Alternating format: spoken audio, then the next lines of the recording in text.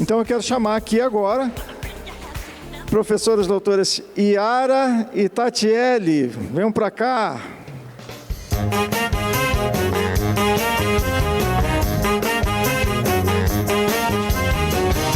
Professoras doutoras pelo UFPR que hoje trabalham em instituições de ensino superior distintas, mas fizeram suas pesquisas de doutorado baseadas na intervenção neuropsicológica.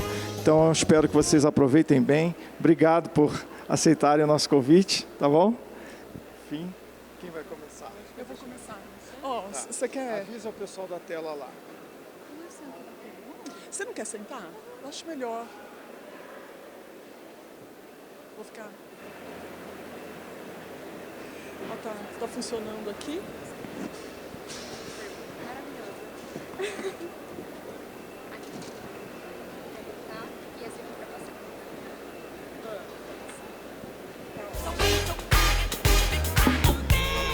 Bom dia. Podemos começar? Primeiro, eu queria agradecer o convite, do Sindoff para estar falando sobre a nossa pesquisa, sobre o nosso investimento de tempo, de afeto, que foi fazer um doutorado. Então, eu vou começar trazendo um pouco da minha experiência. A Tatiele foi a minha colega de doutorado. A gente dividiu esse tema de intervenção neuropsicológica baseada em jogos, cartas, tabuleiros e RPG, especificamente na Universidade Federal do Paraná, lá em Curitiba. E, enfim, vamos começar. Opa! Eu gosto sempre de começar com essa imagem, que é do Paul Toledano, que é de uma exposição que ele fez, que é o Put Your Game Face On, em que a gente fala essa carinha do Epic Win, que é quando a gente vai ganhar, que é uma experiência que o jogo promove na gente. Está todo mundo ouvindo? Que agora eu parei de me ouvir, a gente fica um pouquinho perdida, desculpa. E essa sensação... Opa! Pediram para eu aguardar. Posso voltar? O pessoal está me ouvindo? Muito obrigada. Feedback é uma das melhores coisas que existem na comunicação. E eu falo, então, o jogo ele fornece esse tipo de feedback também. Quando a gente fala dessa experiência que a gente consegue vencer uma batalha, quando a gente consegue... Eu gosto muito de RPG, então quando a gente vence uma campanha, quando todo mundo junto consegue, eu falo que jogar o dado, tirar um D20 é uma sensação única. Então, essa experiência que a gente tem ao jogar, a psicologia precisava se aproximar para poder falar um pouco, em traduzir isso um pouco, porque a gente tem muitos trabalhos, felizmente nós temos muitos trabalhos na área da educação, na área do design, mas da psicologia a gente ainda tem que começar a trabalhar um pouco mais. E aí eu quis trazer um pouquinho da nossa história lá da Federal do Paraná, que começou em 2018 com a criação do laboratório do Interlúdico, que é a intervenção lúdico-terapêutica com jogos, e que a gente foi pego pela pandemia. A gente, em 2020, eu entrei no doutorado no dia 12 de abril de 2020, em que a gente estava começando sem saber se seriam 30, 60, 90 dias, a gente ainda estava na contagem de dias de pandemia, em que a gente cria uma extensão. A gente sabe que a educação, a graduação, hoje a gente tem os 3 pilares, em que a gente tem o ensino, pesquisa e extensão, e a gente cria, então, um projeto de extensão, que é o Cocoruto, em que a gente jogava jogos de tabuleiro, via internet, mas para a gente estimular o uso dos jogos não analógicos. Eu quis colocar aqui porque essa daqui é a minha filha que está me acompanhando hoje, que é uma moça que está andando por aí jogando, mas era a Estela, ela com 4 anos jogando jogos de tabuleiro, ela me ajudava nesse projeto. A gente também fez um congresso de neuropsicologia online, em que a gente fez uma construção de um jogo, via Padlet mesmo, para uma intervenção com idosos, que foi um exercício muito interessante que a gente teve. Nós tivemos o nosso interlúdico no CEP. O CEP é o Colégio Estadual do Paraná, em que a gente ia semanalmente com 4 grupos jogar com adolescentes que eram indicados pela direção da escola, em que apresentavam ou alguma dificuldade acadêmica ou alguma dificuldade afetiva, social, em que através dos jogos de tabuleiro a gente podia trabalhar com esses adolescentes. E, por fim, essa daqui era o convite para participar do meu doutorado, que eu vou falar um pouco para vocês, em que acabou gerando a intervenção neuropsicológica das funções executivas baseada em jogos com adolescentes. Oi!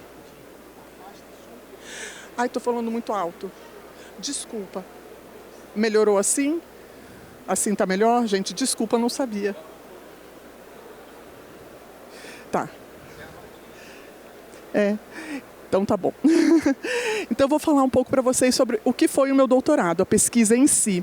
Ela foi subdividida em alguns capítulos, né, em que eu fiz a introdução com uma apresentação do referencial teórico que foi adotado, em que a gente começa com uma revisão sistemática, né?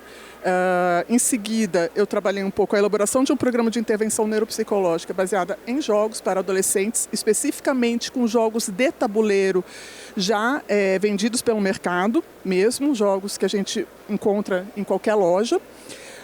Em seguida, teve o desenvolvimento de um RPG para intervenção neuropsicológica em adolescentes.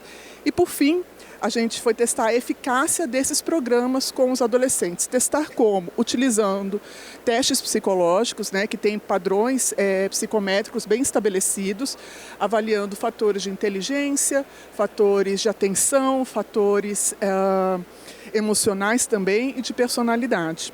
Tá? Vou falar um pouquinho sobre cada um desses, sobre esses resultados dessa pesquisa. Bom, o primeiro é uma revisão sistemática, então a gente utilizou o método Prisma, em que eu acabei ficando ao final com 29 artigos. O meu tema eram jogos no uso de reabilitação neuropsicológica, lembrando que isso foi no ano de 2020 e 2021. De lá para cá muita coisa mudou, mas nesse período eu encontrei esses 29 artigos, sendo que apenas um era com adolescentes. E o meu projeto inicialmente seria feito com crianças de 7 a 10 anos. Quando eu encontrei esse resultado, eu falei, não, eu preciso fazer com adolescentes, porque mais da metade dos meus artigos eram com crianças. Então, eu acabei migrando para adolescentes, o que para mim também é muito bom, porque eu adoro trabalhar com adolescente. No meu segundo estudo, que foi a criação de um protocolo, né, de utilização de jogos de tabuleiro, eu tive muita sorte, eu estou aqui com o Luiz Cláudio aqui presente, né, eu sempre gosto de agradecer muito o Luiz Cláudio Duarte, porque ele emprestou o acervo dele, eram mais de 200 jogos de tabuleiro em que a gente ia semanalmente, sentava, jogava e via se aquela mecânica, se aquela dinâmica trazia exatamente a estética, trazia todo o envolvimento que a gente precisava para aquela intervenção. E precisavam ser jogos que, né, cabiam em uma intervenção de 1 hora e 30 minutos. Então a gente começou a fazer um jogo de quebra-cabeça para juntar jogos que combinassem. Ao final foram 22 jogos utilizados. Tá?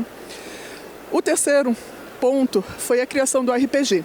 Na minha qualificação de doutorado, me foi indicado, use um jogo de RPG já existente. Eu falei, ok, muito obrigada.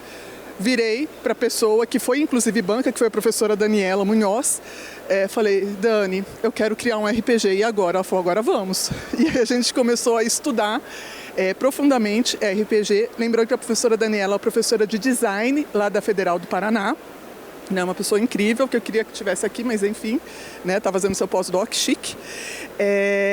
E que a gente criou então um jogo, As 5 Torres, que foi baseado no modelo MDA, em que eram 25 encontros distribuídos em 12 sessões. E um tópico que eu acho bem diferente foi que as classes, né, dos personagens jogáveis, eles foram baseados no modelo Big Five, que é um modelo de personalidade, é uma teoria de personalidade bem difundida atualmente, né, da psicologia, em que eu ainda não havia visto um jogo que tivesse essa divisão de classes. Eu deixei um pouquinho da arte do jogo, a gente teve a ajuda dos alunos do design, também lá da Federal, para construir. Eu gosto de falar isso, às vezes eu sou cancelada, mas eu gosto de falar, porque assim, o psicólogo gosta muito de jogo, mas quando um psicólogo faz jogo, ele acaba ficando meio chato. E aí a gente precisa da ajuda do design, que com certeza sabe exatamente como construir como ter essa experiência de fazer o jogo. Que a Prof. Dani fala que é o fã, a gente tem que trazer o fã. E aí quem traz o fã muito é o design, que ajuda a gente da psicologia, né, a colocar isso numa cadeia que vai ter um funcionamento legal.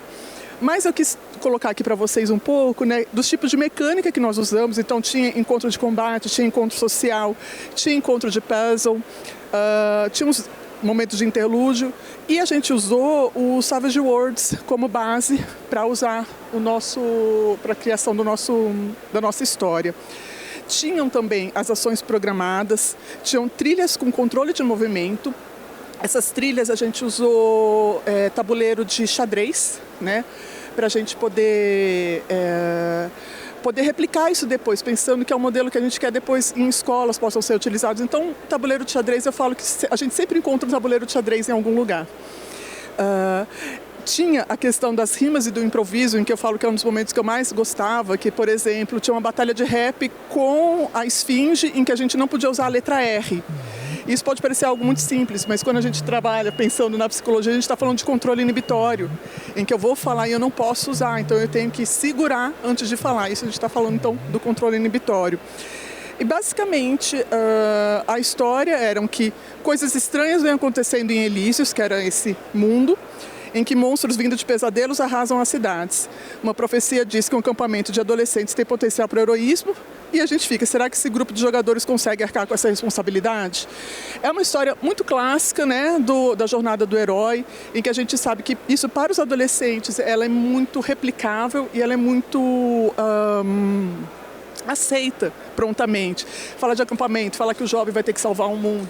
E principalmente a gente colocou o elemento de sonho, porque no sonho a gente pode fazer qualquer coisa. Então isso facilita também em campo de mecânica, em campo de como a gente vai fazer a criação das soluções para elas não parecerem tão mágicas assim.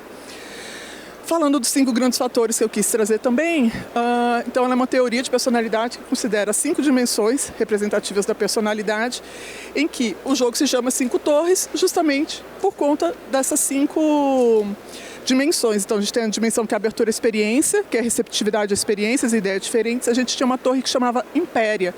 Essa torre, que é a abertura à experiência, o representante de alta pontuação, vamos colocar assim, em abertura à experiência, era o povo sireno, que eram sereios, que podem se mover pelos mares, conhecer coisas novas.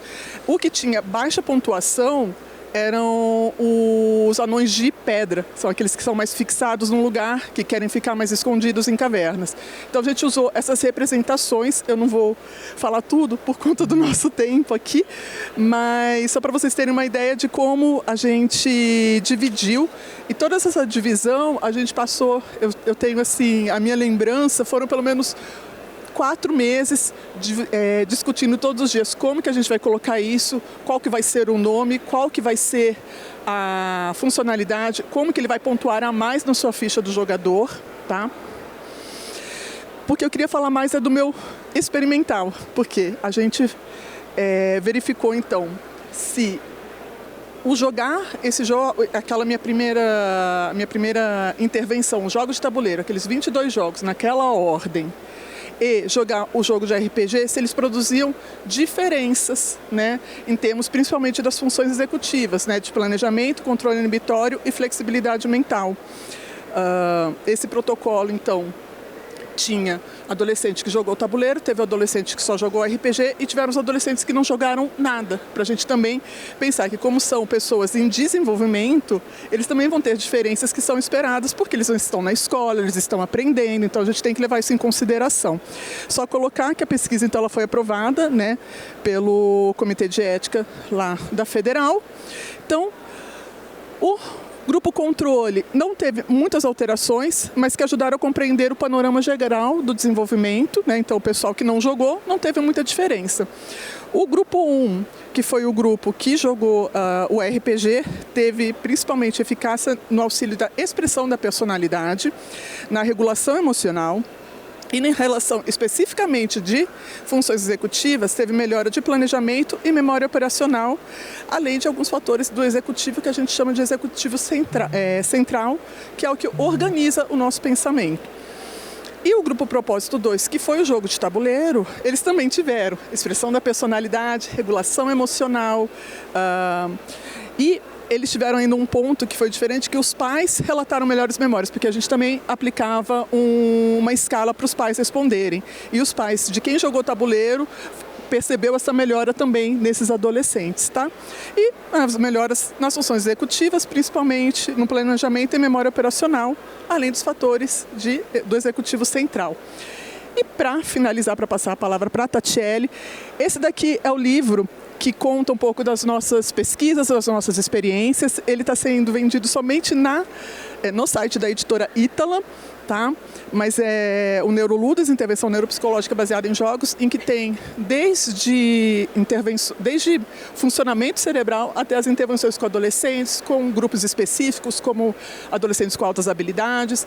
É um livro bem interessante, eu sou meio propagandista dele, porque eu gosto bastante, mas que eu gosto sempre de falar, eu achei muito interessante, porque o professor terminou falando um pouco sobre isso, né? Que quando a gente imagina um movimento, a gente ativa algumas áreas motoras no nosso córtex, que elas não são apenas áreas que são sensoriais, mas elas vão trabalhar o planejamento, toda essa funcionalidade executiva que muitas vezes a gente não consegue medir. E eu fiquei muito feliz de fazer o meu doutorado e conseguir trazer, especificamente trazer no campo da ciência, que sim, jogar jogos produzem mudanças, pensando aí com adolescentes principalmente.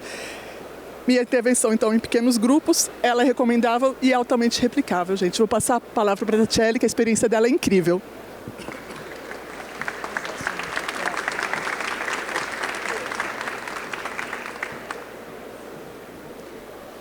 Bom dia a todos.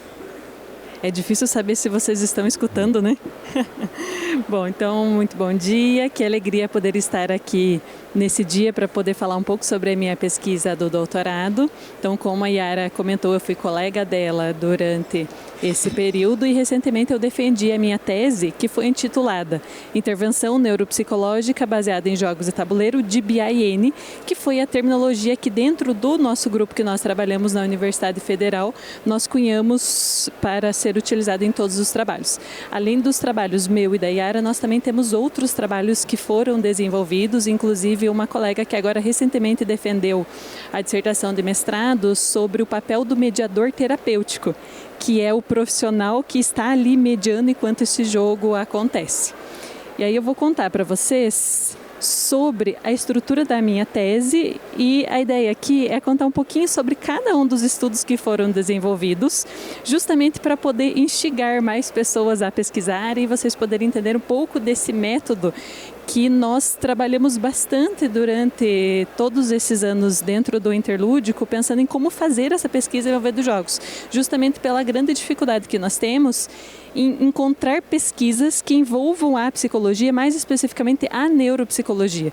Porque quando a gente pega uma caixa de um jogo, está escrito lá, estimula a atenção. Mas qual é a pesquisa que foi feita para que realmente a gente saiba que esse jogo estimula a atenção? E a minha pesquisa se pautou inclusive em investigar a estimulação da atenção e das habilidades sociais por meio de jogos, mas jogos comerciais. Então, diferente do professor Claudinei, que fez a primeira fala sobre a criação de instrumentos, na minha pesquisa nós usamos instrumentos já prontos, jogos comerciais, justamente para pensar em uma intervenção que possa ser utilizado com jogos que são acessíveis à comunidade, como que um profissional poderia fazer essa estruturação de um programa de intervenção. E aí vocês podem ver aqui que essa tese deu bastante trabalho, porque existem 2 capítulos e 5 estudos. Então, qual foi a ideia cronológica? Principalmente, para começar o estudo, uma das coisas que a gente precisa saber é o que já se sabe sobre o jogo. E como envolve a neuropsicologia, o que já se sabe sobre o cérebro. Então eu comecei a tese escrevendo esse capítulo inicial dos primórdios à atualidade, uma partida entre os jogos e o cérebro, para poder entender, primeiro, qual é a terminologia que nós devemos utilizar quando nós estamos trabalhando com jogos de tabuleiro. É jogo de tabuleiro? É jogo analógico? É jogo não analógico? É board game? É jogo de carta? Que termo que a gente usa? Então eu fui buscar lá na história como que nós devemos fazer essa escrita. Inclusive, um capítulo do professor Arnaldo me ajudou muito nesse processo, porque ele escreve justamente sobre essas taxonomias que são utilizadas, e aí desde lá dos primórdios, como que o jogo foi utilizado e como que ele acompanhou a humanidade em todas essas transformações. E aí a mesma coisa eu fiz com relação ao cérebro, como que a gente entendia o cérebro desde os primórdios até os dias atuais, classificando por períodos. Então, como que era visto na Antiguidade, na Idade Média, na Idade Moderna e atualmente. E depois disso, eu passei para o primeiro estudo, que foi um estudo de revisão sistemática, para que pudesse ser investigado o estado da arte. Então, vocês viram que a Yara fez um estudo semelhante ao meu, de revisão sistemática. Aqui a ideia foi, antes de montar o meu programa de intervenção, eu preciso saber o que já foi montado. Então, baseado nesse objetivo, que esse primeiro estudo foi realizado. O segundo estudo foi sobre como que os jogos são utilizados no contexto escolar, porque a minha pesquisa foi realizada em escolas da região metropolitana de Curitiba. Então eu queria entender como que o professor usa esse jogo. Qual é a estratégia, que duração de intervenção, que jogo que se usa. E o terceiro estudo foi um programa de intervenção neuropsicológica. O quarto estudo foi o protocolo de intervenção. E o quinto estudo foi o meu maior estudo da tese, que aí nós temos uma intervenção com um grupo grande de escolares. Então, diferente da pesquisa da Yara, que foi com adolescentes, a minha pesquisa foi com escolares de 8 a 12 anos de idade. Aí eu vou passar aqui para contar para vocês um pouco de como foi esse método na estruturação da tese. Então, a começar pela revisão sistemática, então quando a gente olha aqui para o fluxograma do Prisma, vocês vão ver que inicialmente eu identifiquei 757 estudos. E aí, analisando cada um desses estudos, no final, com todos os critérios de inclusão e exclusão, restaram apenas 7 estudos. Então, aqui a gente já vê claramente a grande dificuldade em realizar uma revisão sistemática sobre o assunto. E outra coisa importante é pensar nos próprios descritores que são utilizados para essa pesquisa, que muitas vezes podem não remeter àqueles resultados. E aqui eu queria entender especificamente a utilização de jogos com crianças, com escolares. E aí filtramos, no final resultou em 7 estudos, para poder entender que estratégias que são usadas, que jogos são usados, qual a duração dessas intervenções, se são semanais, quantas horas, que jogo, que profissional, como que funcionava. O segundo jogo foi então para entender a percepção dos professores da rede de educação básica. Então aqui foram organizadas 28 perguntas e encaminhadas via Google Forms para professores do Brasil todo, para que eles pudessem responder o que eles entendem por jogo. Então essa foi a primeira pergunta, e depois na tese eu montei um quadro comparativo com todas as definições que os professores trouxeram sobre o jogo. Porque aí nós temos uma outra questão do pensar o que é um jogo, o que é um brinquedo e o que é uma brincadeira. Nós temos autores que vêm tentando fazer essa definição, e aqui um dos meus objetivos, numa tese que quase não tinha trabalho para fazer, foi entender sobre essas diferentes conceitualizações e como que o professor entendia, como que ele utilizava, quais eram os principais jogos utilizados também nesse contexto escolar e qual era a formação do professor para isso. Eu sou professora do curso de pedagogia na instituição que eu trabalho, numa disciplina que se chama Jogos e Recreação na Educação. E essa foi a disciplina que levantou para mim essa indagação do quanto o professor está preparado para essa utilização com os jogos. Então, esse foi o objetivo para que essa pesquisa, esse estudo fosse realizado. O estudo 3 foi o estudo do desenvolvimento de um programa.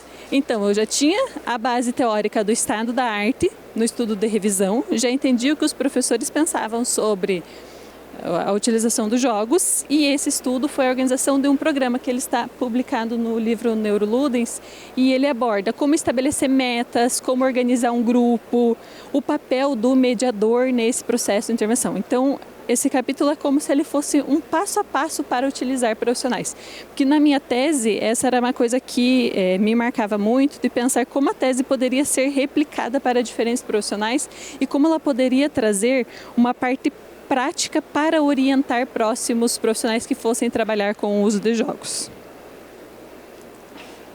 E aí, antes de fazer o meu estudo maior, eu fiz um estudo piloto, que foi o protocolo de intervenção neuropsicológica baseado em jogos paraescolares. E aqui, com uma amostra apenas de 16 participantes, na verdade não é apenas, né? Porque quando eu fiz a revisão sistemática, eu vi que tem intervenções que são feitas com um número mais reduzido ainda. Mas aqui foram 16, vocês vão ver que no próximo estudo a amostra é bem maior, para testar realmente o protocolo, para ver se aquele protocolo, aqueles jogos que a gente havia selecionado, eles seriam adequados para a intervenção. E aí chegamos no meu estudo maior, que é a intervenção neuropsicológica baseada em jogos de tabuleiro para estimulação da atenção e habilidades sociais em para crianças em idade escolar. E aqui nós tivemos então a amostra de estudantes de 3º a 7º ano, de 8 a 13 anos de idade. E aqui nós tivemos 136 crianças alocadas nos grupos. Por isso que no outro eu disse, foram apenas 16, porque aqui foi um grupo bem maior. E no final da intervenção, nós finalizamos com 127 participantes. Então, até mesmo pensando estatisticamente, nós não tivemos uma perca amostral tão grande em todo esse processo de intervenção. Mas esses 136 participantes, eles foram divididos em 4 grupos diferentes. Então, nós comparamos diferentes tipos de intervenção durante esse processo, mas antes que eles fossem divididos em grupos, todos os participantes da pesquisa, eles participaram do protocolo de avaliação neuropsicológica. Então, nós aplicamos um protocolo de avaliação em todos esses 136 participantes. Então, todos eles responderam testes que avaliaram atenção e testes que avaliaram habilidades sociais. Inclusive, no teste de habilidades sociais, os pais e os professores também responderam, porque a nossa ideia era realmente entender será que os professores e os pais perceberiam uma melhora nas habilidades sociais dessas crianças? E então tivemos 2 protocolos, um de avaliação e o protocolo de intervenção. E aí o protocolo de intervenção durou 12 semanas e ele foi diferente para os nossos 4 grupos. Então, o primeiro grupo, que é o grupo experimental 1, foi o grupo que participou das intervenções com os jogos, que era o grupo que todas as crianças queriam estar. E aí, para organizar esse protocolo, nós dividimos por semanas. Então, foram 12 semanas de intervenção e nós utilizamos o mesmo jogo durante 3 semanas. E dividimos em jogo satélite e jogo central. Então, na semana 1, 2 e 3 foi o Fantasma Blitz e o Foco Total. Na semana 4, 5 e 6, Empilhando Emoções e Aventuras em Alto Mar. 7, 8 e 9, 7, Tic-Tac Zoom. E 10, 11 e 12, Trunfo das Emoções e o jogo Sinto Muito. A intervenção tinha 10 minutos de acolhida, 10 minutos para o jogo satélite, 30 minutos para o jogo central e aí o encerramento. Todas as intervenções em todos esses grupos tiveram um mediador que acompanhou durante todo o processo e que foram treinados para isso. O grupo 2 participou de uma outra intervenção, que foi uma intervenção com histórias em quadrinho. Então, da mesma forma, 12 semanas, a cada 3 semanas eles trocavam de material.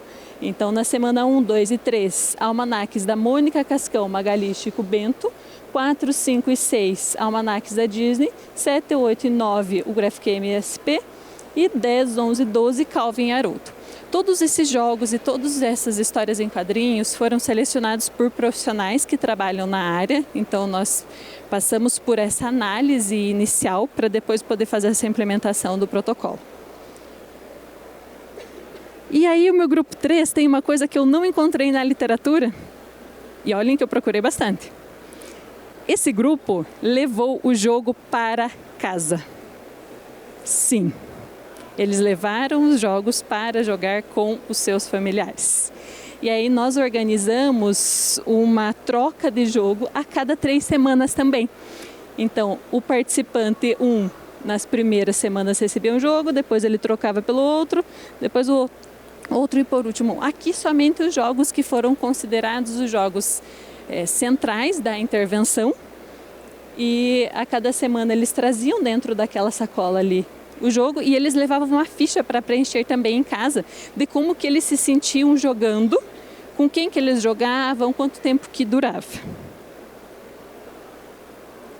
E aí o grupo controle foi o grupo que durante as 12 semanas participou das aulas regulares naturalmente, porque nós precisávamos ter essa comparação entre grupos. Então, o grupo controle participou do protocolo de avaliação neuropsicológica, depois continuou assistindo às aulas regularmente e no final da avaliação respondeu novamente a esse protocolo. Aqui vocês podem ver todos os grupos, né? O grupo experimental, 1, o 2, o 3 e o grupo controle, como foi essa organização.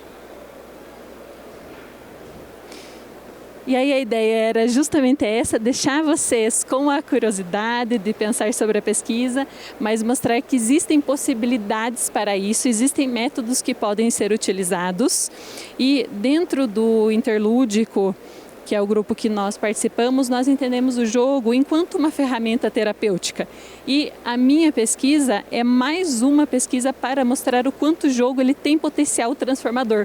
Nós tivemos vários resultados que mostraram o quanto o jogo ele realmente pode estimular a atenção e a estimulação das habilidades sociais, principalmente da assertividade, do autocontrole, da responsabilidade desses participantes. E os resultados apontaram que isso acontece não só na percepção da criança, porque lembram que eu falei que a escala que eles responderam, os pais também responderam, os professores também, isso também foi percebido por esses outros respondentes. E uma outra coisa que a gente precisa e deve falar mais sobre isso é o papel desse mediador, é o papel desse profissional que está ali, junto nessas rodadas do jogo, junto nessas intervenções. O que esse profissional faz, qual é o posicionamento, o que fazer em diferentes situações, porque ao longo das 12 semanas de intervenção, foram vários grupos, os meus grupos tinham 4 pessoas, então eram 4 crianças em cada grupo. Então, se vocês fazerem a conta, vocês vão ver que essa pesquisa durou bastante, né? Mas, durante essas intervenções, muitas situações aconteceram. E o mediador realmente precisa estar muito capacitado para isso.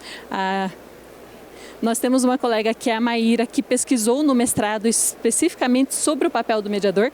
E agora ela e a Yara vão fazer uma fala no Congresso de Neuropsicologia que nós vamos ter em setembro em Curitiba, justamente capacitando esse mediador lúdico-terapêutico. E aí deixo aqui uma frase para vocês, que eu também deixei lá no final da minha tese, que é: que essa partida não tenha fim, que sempre exista espaço para o jogo de tabuleiro e pessoas dispostas para jogar, seja na escola, na família, no consultório, com crianças, com adolescentes, com adultos e idosos, e que se promovam inúmeras mudanças por meio das intervenções baseadas em jogos. Então eu desejo para vocês que, assim como os jogos me conquistaram, eles continuem conquistando a cada um de vocês e que possamos ter mais pesquisas envolvendo essa temática e mostrando essas evidências científicas por trás dos jogos. Deixei aqui o meu Instagram para quem quiser me acompanhar também. E nós nos organizamos para que tivesse um tempo de perguntas. E aí podemos abrir para perguntas agora, caso alguém tenha alguma curiosidade.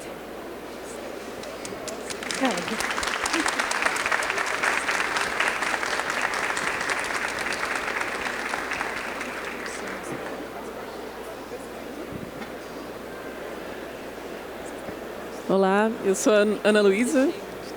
Quero uma pergunta para a Yara. Tá ouvindo, Yara? Muito obrigada. Não, primeiro, parabenizar as excelentes apresentações.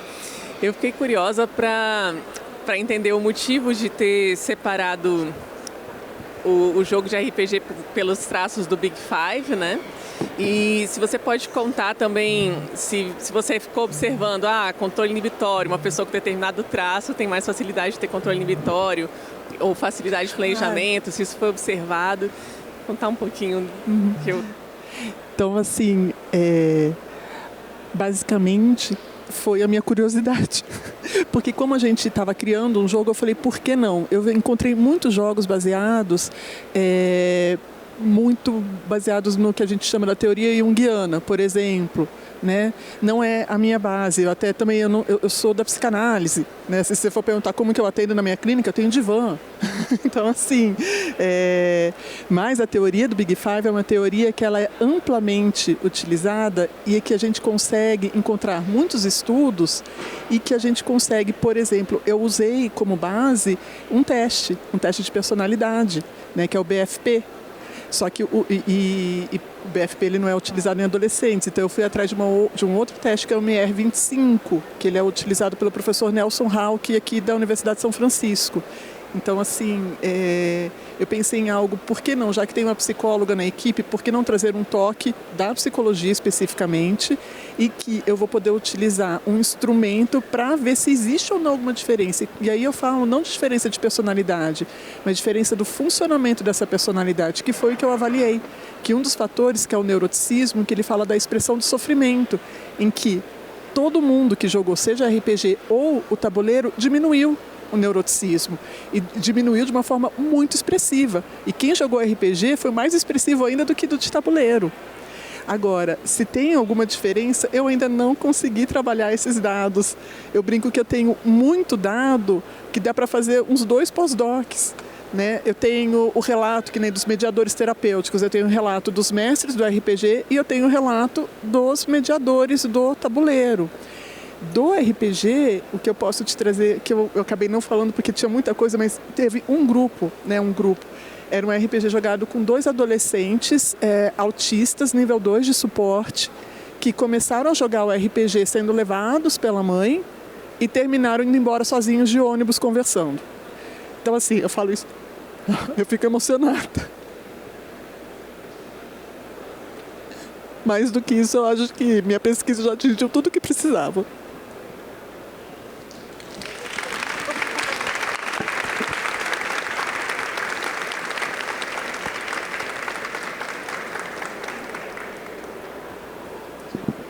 Oi pessoal, tudo bem? Meu nome é Arthur, sou lá da PUC do Paraná, tudo bem? Já conheço algumas pessoas que estão envolvidas, acho que eu talvez não conhecesse vocês ainda diretamente. E fantástico, né, o que vocês estão fazendo lá. Eu já peguei aqui como referência para algumas iniciativas que eu tenho. Depois vou inclusive perguntar o que é que vocês têm de material preparado para de pesquisa que vocês gostariam de continuar, que talvez eu consiga fazer um doutorado junto com vocês. Mas a pergunta era da incepção desse projeto, no sentido de que vocês duas já conheciam jogos tabuleiros modernos, já estavam dentro desse. Eu tenho encontrado uma certa dificuldade para convencer alguns professores que não são da área para adotarem a prática do jogo. Então, lá na PUC, por exemplo, eu tenho um projeto que eu uso SimCity dentro de dentro da sala de aula com alunos de arquitetura, e os professores adoram a dinâmica, mas nenhum dos dois parou para jogar SimCity. Então tem um professor que não engaja na coisa do jogo. Então vocês têm alguma percepção a respeito disso? Vocês conseguiram mapear alguma coisa disso durante a pesquisa? Bom, primeiro pensando em termos de materiais que nós temos disponível, tanto eu e a Yara, nós coletamos muito mais dado do que nós já conseguimos dar conta de escrever. Eu, por exemplo, a cada intervenção, naqueles 10 minutos de acolhida, as crianças respondiam um questionário de afetos positivos e negativos. Então, elas avaliavam como elas estavam em termos do quanto elas estavam alegres, tristes, decepcionadas, frustradas. Aí nós fazíamos as rodadas dos jogos e no final elas novamente preenchiam essa escala. E aí nós temos dados riquíssimos para analisar. Então, de todos aqueles participantes, 127 participantes, nós vamos multiplicar 127 vezes 12 intervenções. 2, né? Porque antes vezes e depois... 2 vezes 12 intervenções. Exatamente. E esses foram dados que eu não consegui analisar no doutorado pela quantidade de coisas. E numa pesquisa futura, certamente nós temos muitas coisas para poder pensar. A Yara também aplicou essa mesma escala? Sim. E eu acho que até eu tenho um aluno de mestrado lá da Federal que ele está replicando uma parte do meu doutorado. É o projeto dele de mestrado. E aí ele pegou uma parte muito específica, o Gêner. Está fazendo com o Alessandro. E aí ele já está usando uma parte até para comparativo. Mas tem muito material, tem muito espaço para a gente conversar. E sobre a questão do uso do tabuleiro. Eu sou uma criança que cresceu no Sesc, né? Falou do Sesc, eu sou uma criança que eu ia para a biblioteca do Sesc e passava a tarde jogando. E eu tenho jogos de tabuleiro, que a minha filha está ali, ela ainda joga os jogos de tabuleiro que eu jogava quando eu era criança. E ela adora. Tem jogo de 87 que ela pega a caixa está se desfazendo, mas a gente ainda joga.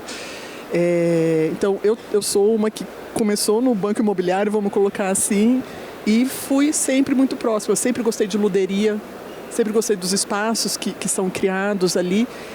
Tanto que na instituição que eu estudo, estou com uma aluna ali que não pode mentir, que inclusive fez o TCC sobre jogos, que está ali escondida.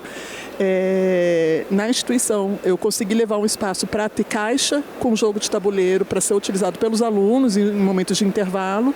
E a gente tem um RPG na FPP, né, que eu trabalho na Faculdade Pequeno Príncipe, então a gente tem um RPG na FPP, que acontece uma vez por mês, em que a gente faz uma campanha de RPG lá já há 2 anos. Então, de alguma forma, eu vou fazer um trabalho de formiga, mas a instituição também está acolhendo e eu estou conseguindo fazer e estou conseguindo distribuir isso. Já encontrei alguns professores parceiros, inclusive de outras disciplinas. Eu sou da psicologia e dou aula de avaliação psicológica. Então, por exemplo, eu levo às vezes o Dixit para falar o que é cognição social. Então eu vou levando esses jogos mais modernos, o 7. A gente vai começar a fazer uma lista aqui dos jogos que a gente leva para a aula, né, Tati? A Tati também leva muito jogo para a aula, para ensinar. Tanto função cognitiva quanto funções sociais. E eu vejo que muitos colegas meus têm passado a fazer mais, né? Eu acho que a Letícia está ali, né? Passaram a levar mais jogos, né, Letícia? Então eu falo que assim, a gente acaba levando isso. Desculpa. Gente, é muito frustrante ter que bloquear Yara e Tatiele, essas perguntas, essa interação, mas o tempo acabou. Então, depois grudem nelas, grudem no trabalho delas, porque realmente são brilhantes, né? Vou pedir mais uma salva de palmas. Muito obrigado. Vem uma lembrancinha para você aí, Fernanda, vem para cá. E a gente vai agora, antes da gente se levantar, eu vou falar aqui para vocês rapidamente a programação oral e a prática, tá? As pessoas que vão fazer a apresentação prática já podem se encaminhar para a área Meldorf. Eu vou falar quem é que vai estar na primeira rodada aqui para já poder ir, tá? A primeira rodada de apresentações práticas são Nicho, um jogo de construção de baralho, demonstração de mecânica de deck building, evolução de linhagens, de biologia, do Rafael Silva.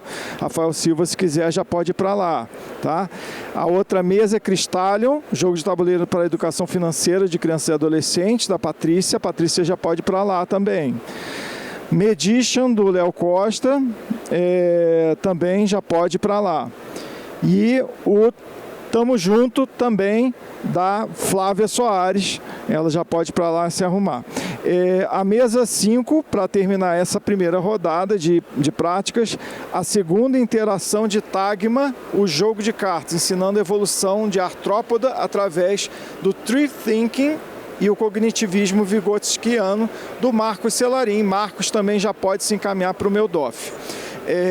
Então, aquele combinado que a gente fez aqui no início, vocês vão poder ficar aqui para as apresentações orais, ou ir para a prática, ou ficar indo e vindo à vontade, tá bom? Aqui agora, na parte de teoria, apresentação oral, a gente vai começar pela...